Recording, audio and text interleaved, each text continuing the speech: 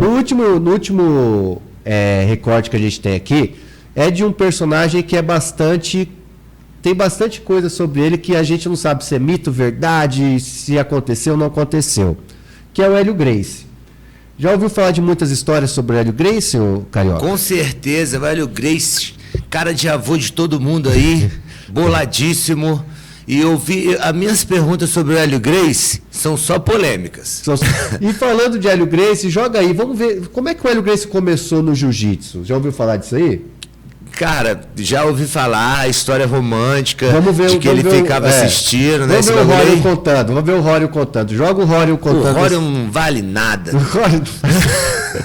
Muito bem. O meu pai é o mais jovem dos 5 irmãos. São 5 homens e 3 mulheres.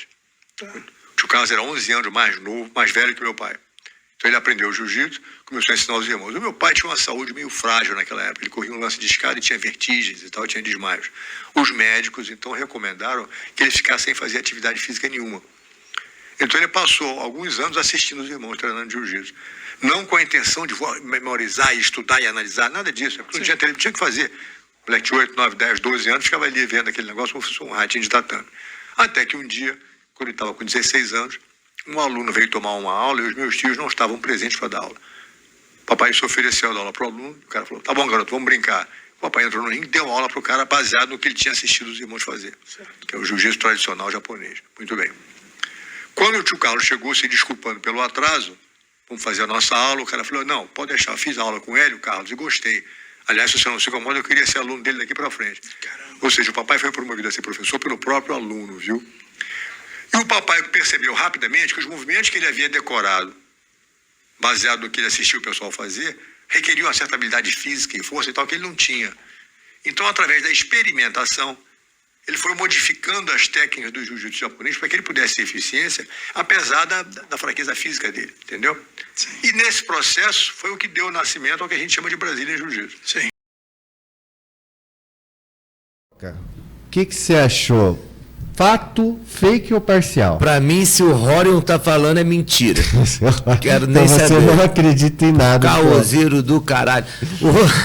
E também, porra, como que o Hélio é criança vai estar lá, o Carlos vai chegar atrasado pra dar uma aula? Tu vê o bagulho do Carlos, você não vê que ele vai chegar atrasado.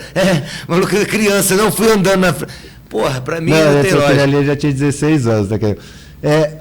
Vamos perguntar. Eles iam pra academia tudo junto de caminhonete, porra. Elton, essa história aí que o Rório contou, fato, fake ou parcial?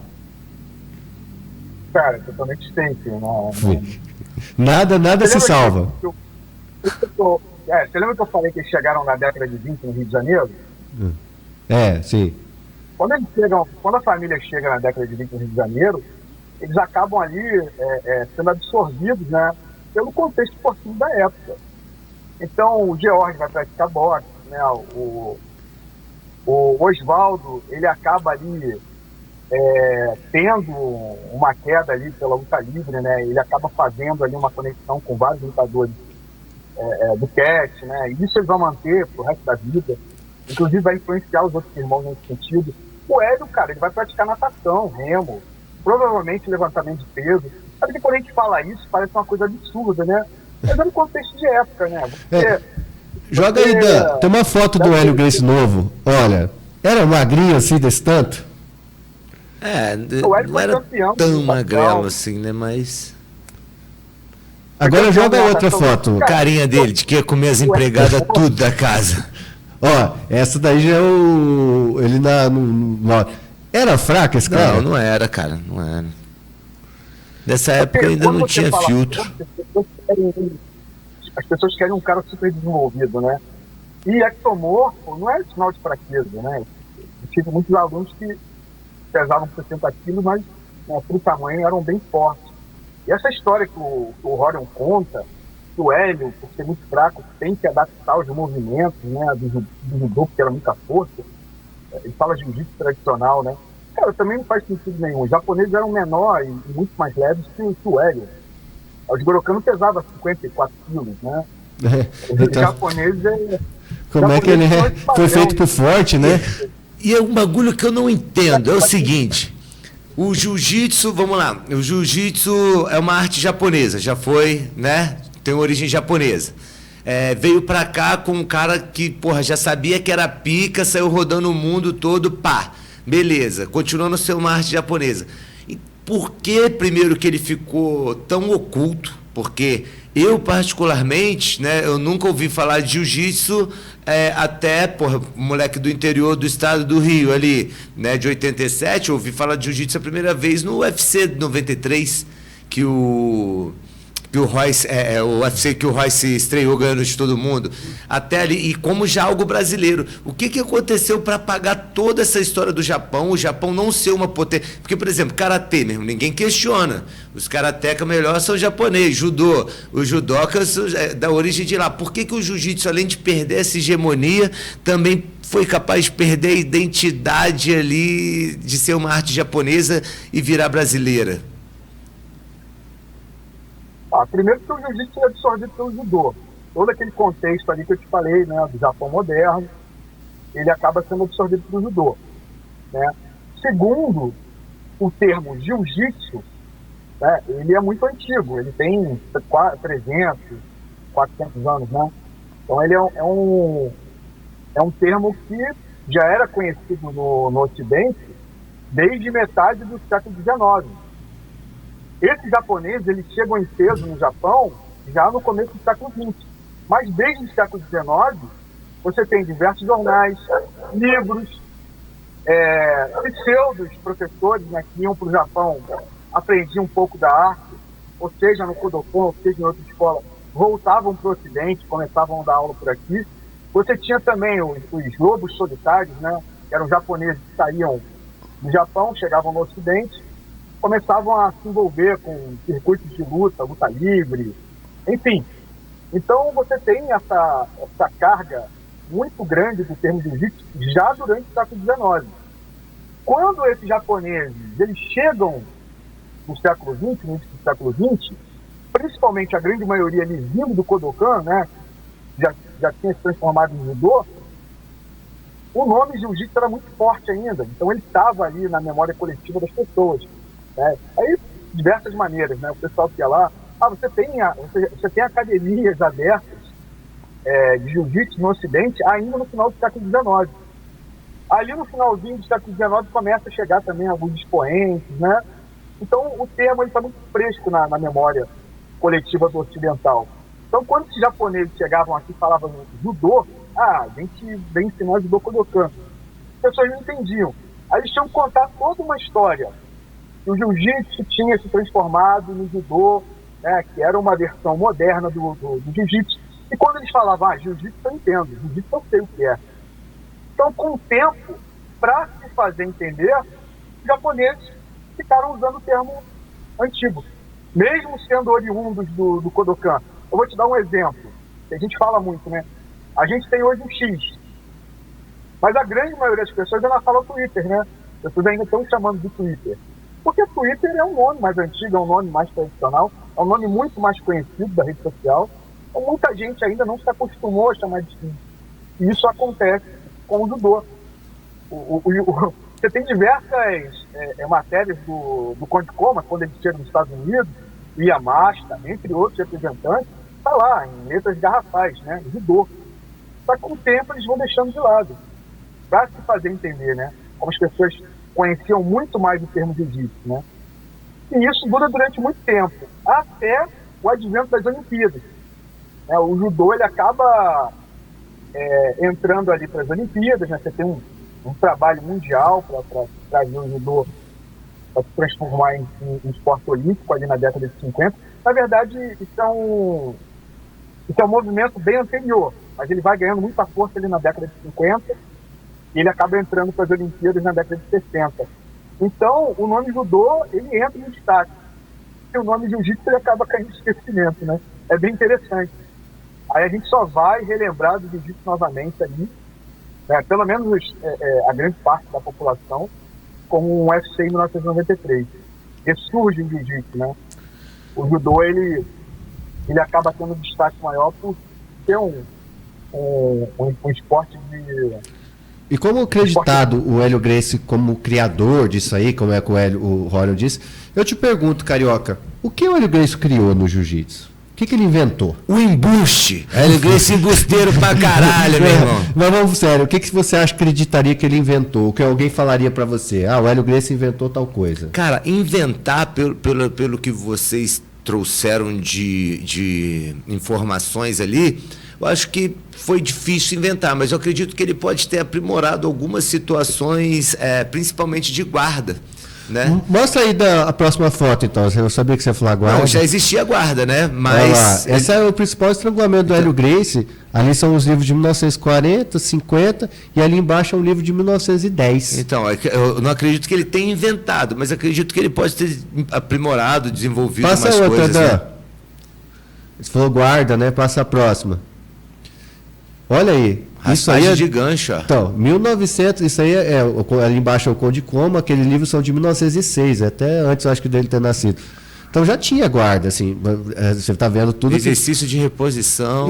Isso, tudo isso já tinha. Então você acha que o Hélio Gracie nada mais é do que um embusteiro fanfarrão que surfou na onda do Conde Como e dos japoneses? Vou perguntar para o Elton, então o que você falaria para o povo que o Hélio Gracie criou mesmo para o jiu-jitsu?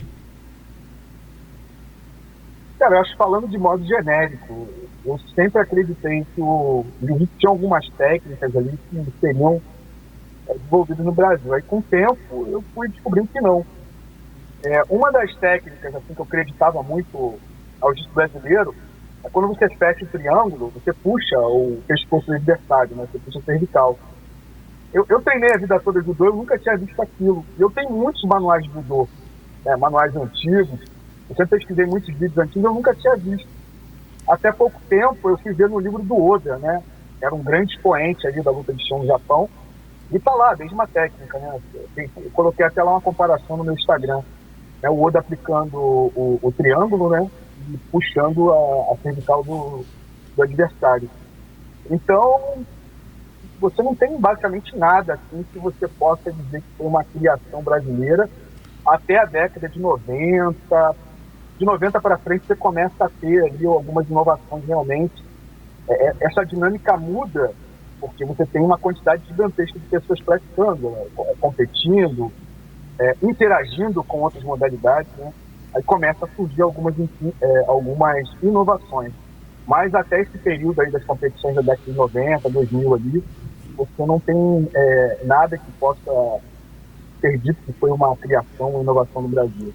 Então, o Hélio Gracie é uma grande farsa perguntar, uma grande farsa como criador do jiu-jitsu brasileiro? Isso aí é só um título, não foi... Eu não diria isso. Eu acho que a gente não tinha tanta informação, eu acho que até mesmo os gregos, né? Eles não tinham ideia de que muito do que se praticava no Brasil já era feito no Japão, lá nos primórdios, né? Eu acho que o advento da internet, ela começou a trazer muito dessas informações. Eu lembro que as primeiras técnicas de judô no chão, de modo mais sofisticado, eu vi aqui numa fita francesa, cara, uma fita VHS, né? Então as informações chegavam muito devagar pra gente, a não ser as pessoas que realmente foram pro Japão, praticaram no Japão, né? Igual o Minotauro foi lá e pegou o bizu, né? Que ele mostrou antes de você chegar o vídeo do Minotauro falando lá do imperador e tal. Mas até no Japão, cara, essa prática de luta de chão, ela praticamente se perde depois da guerra, né? Você tem a Segunda Guerra Mundial, um impacto gigantesco no Japão. O Japão, ele perde muitas das tradições, né, que ele vinha mantendo ao longo dos anos e também desde a criação do Kodokan. Até o judô vai mudando com o tempo também, né? O judô, quando ele passa a ser um esporte olímpico, né, ele perde muitas das características que já existiam no judô lá atrás, né?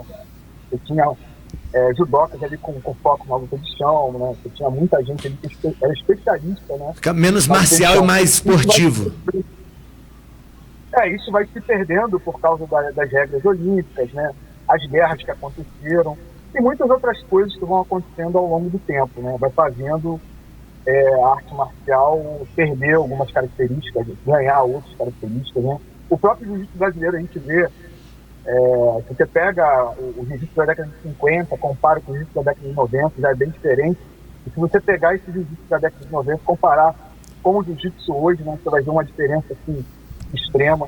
Então isso também é muito natural nas artes marciais. Mas essa coisa da luta de chão é bem interessante na história, né? De tempo em tempo ela perde ali, vamos dizer,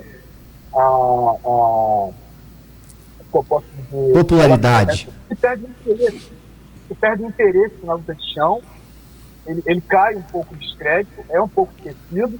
Mais tarde, algum inovador, né, algum tradicionalista, ele volta com essa coisa da luta de chão, a luta de chão explode novamente, e depois cai no esquecimento, e você tem essas idas e vindas da luta de chão, isso desde o século XIX.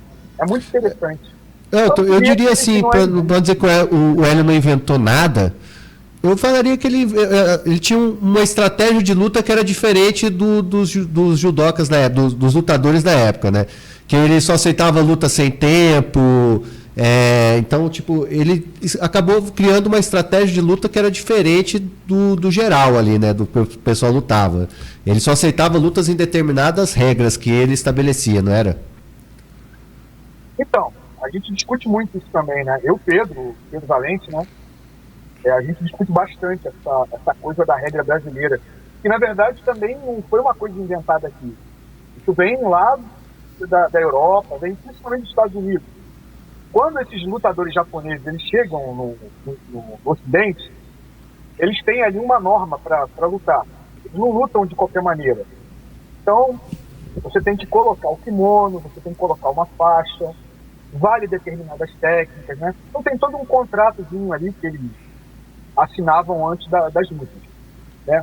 Porque o kimono, no início ali, trazia muito vantagem para o japonês. Primeiro porque o ocidental ele não conhecia, e os japoneses eles têm uma técnica de dominar o pano, que a gente chama de kumikata, né? Então eles conseguem quebrar a postura, conseguem anular a força do adversário, né, por causa desse conjunto de técnicas, onde você vai segurando no kimono e quebrando ali a energia, a força do seu adversário. E os ocidentais começaram a perceber isso, né, e começaram a falar, a gente não vai lutar mais com esse paletó, né, com essa roupa. Se vocês quiserem lutar conosco, vai ter que lutar nas nossas regras. Então os japoneses começam a lutar também nas regras do pessoal do wrestling, né? Aí quando eu falo wrestling, eu tô falando de modo geral, tá, cara? Tem um monte de estilo ali, e um monte de regra dependendo do estilo, dependendo da empresa, né? Tinha empresa também que estava de frente desses lutadores, igual hoje o UFC, e tem empresas lá atrás também. E os japoneses começaram a perceber que até mesmo de kimono, os wrestlers eram tão bons nas quedas quanto eles, né? Os japoneses começaram a perder as quedas. Aonde eles começaram a ter uma vantagem era no chão, por causa do mecanismo da guarda, né? Mesmo de costas no chão, eles conseguiam se movimentar, estrangulavam ou finalizavam, né, com algum tipo de chave. E eles percebendo que o Império estavam perdendo nas quedas, porque tanto na regra do Kodokan, quanto na regra do wrestling, pelo menos na maioria do wrestling que era praticado no Ocidente, para você vencer uma luta, era melhor de 3 quedas. Ou seja, se eu te aplico 2 quedas, eu ganho a luta. Então, os japoneses meio que criaram aí uma salvaguarda para não poder perder para os ocidentais, né? Então, as quedas basicamente valiam pontos, mas não valiam vitórias. E o que valia vitória era a luta de chão, era a finalização. Cara, chegou um tempo ali, bem no início... Praticamente tudo que é o jiu-jitsu brasileiro hoje em dia, né? Que a queda não vale ponto, mas não vale a luta, né? Teve um período ali entre o início do século XIX, a década de 1920, quase 30, e as pessoas não lutavam mais procurando as quedas. É claro, eles aplicavam quedas, mas eles não estavam aplicando, os wrestlers não estavam aplicando mais quedas para vencer com as quedas. Eles estavam lutando no chão. Você pega vários wrestlers famosos da época ali, Eles falam que você dominar o adversário de costas no chão, é importante também lembrar, né? Quando você derrubava e dominava ele durante alguns segundos, como é no judô até hoje, né? Você segura o adversário ali 25 segundos no chão, você ganha a luta. Isso também fazia parte da regra.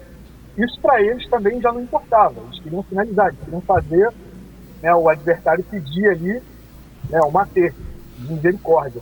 Então você tem ali um crescimento muito grande, cara, dessas finalizações dentro do que a gente chama de catch, né? O catch, acho que tem americano, né?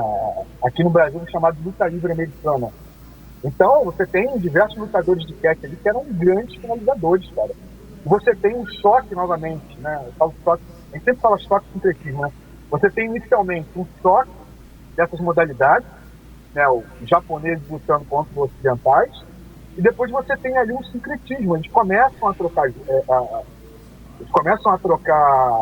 as técnicas, né? Os conhecimentos. Muitos japoneses vão disputar, vão se aventurar nos campeonatos de wrestling, seja o greco-romano, seja o estilo livre, seja o catch, que tinha a finalização, né? E os ocidentais, eles começam a vestir o kimono, também se aventurando ali nas regras japonesas e também dando aula ali para as forças de segurança, né? O jiu-jitsu ele virou uma grande coqueluche, cara. Foi uma coisa impressionante ali durante o início do século XX, nas forças armadas, né, nas forças de segurança. Você tem isso em praticamente o mundo todo, né? E esses wrestlers, eles acabam se adaptando para poder dar aula, né, para poder ter um representante dentro dessas entidades. Então, quando você tem isso no Brasil, isso também não é novidade. Isso começa lá atrás com o Sadamiaco. Então nem isso o Hélio Gracie criou. Não, o Geomori também não estava dessa maneira. Não só os Gracies, eles manteram tradições que morreram no mundo todo. Mas várias modalidades no Brasil, que chegaram no Brasil, criaram raízes desde o século XIX, elas começaram a morrer no mundo todo. Você lembra que eu falei que muitas modalidades não se adequassem ao modelo esportivo ali no final do século XIX, elas não conseguiam vingar por isso?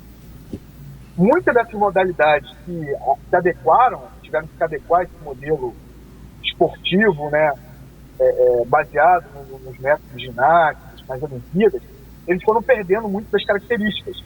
Vou te dar um exemplo. A luta greco-romana, que é a luta, né, na verdade, ela não é greco, nem não é grega nem romana, ela é francesa, ela era muito mais completa, ela era muito mais dinâmica, ela tinha vários estrangulamentos, vários tipos de guilhotina, triângulos de mão, kimura, chave de pé, chave de joelho.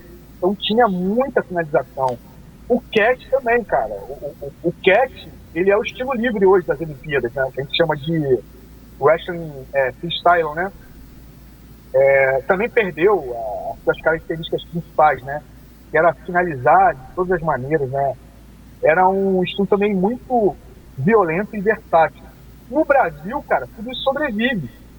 Esse jiu-jitsu da Kodokan que foi morrendo no mundo também, ele sobrevive no Brasil através do Gracie. A luta livre que a gente conhece hoje também, depois acaba se modificando um pouco, principalmente ali depois da década de 70, com a criação das federações, né? Você vai criando federações, né, essas entidades regulatórias, né? Basicamente você vai mudando também o estilo de luta, você vai criando regra, você vai criando padrões, né? O próprio jiu-jitsu mudou muito, cara, o jiu-jitsu brasileiro, depois da federação de 67. Você tem vários elementos aí que vão sobrevivendo no Brasil e vão morrendo no mundo todo, cara. Tanto é que os japoneses, quando viam o pessoal praticando jiu-jitsu aqui no Brasil, eles ficavam impressionados. O próprio Kimura, ele fala que no Japão já não se praticava, eu estou falando aí da década de 50, quando ele esteve aqui a primeira vez, né? Já não se praticava o judô com tanta ênfase nas técnicas de chão, né? Então ele fica muito impressionado com o Hélio, né? Que o Hélio leva a luta para o chão, tenta definir a luta no chão. A base da luta do Hélio era a base do chão. E o Kimura era um sujeito que já vinha de competições na juventude dele, aonde ele está dentro desse contexto, né, dos campeonatos, onde tinha muitos especialistas em luta de chão. Tem um campeonato lá que termina o tempo, o Kimura está apagado dentro do triângulo de um outro japonês especialista de chão. Então o pessoal ali era era barra pesada, né? A gente chama hoje de Kosen, né? Judô Kosen, que era um judô universitário, era uma competição, na verdade, né? Judô universitário, onde as regras do judô eram 70% baseadas na luta de chão. Então, tu imagina, cara, tu tinha muito especialista ali, né? Ali nasceu o triângulo, ali nasce a omoplata, e uma variedade de guardas que a gente tem hoje no Brasil, como se fosse uma inovação, né? Nasce tudo nesse contexto ali, dessas competições ali, muito voltadas para a luta de chão. Então a gente poderia dizer então que nada se criou do jiu-jitsu brasileiro, mas se preservou muita coisa que acabou morrendo em outros lugares, né?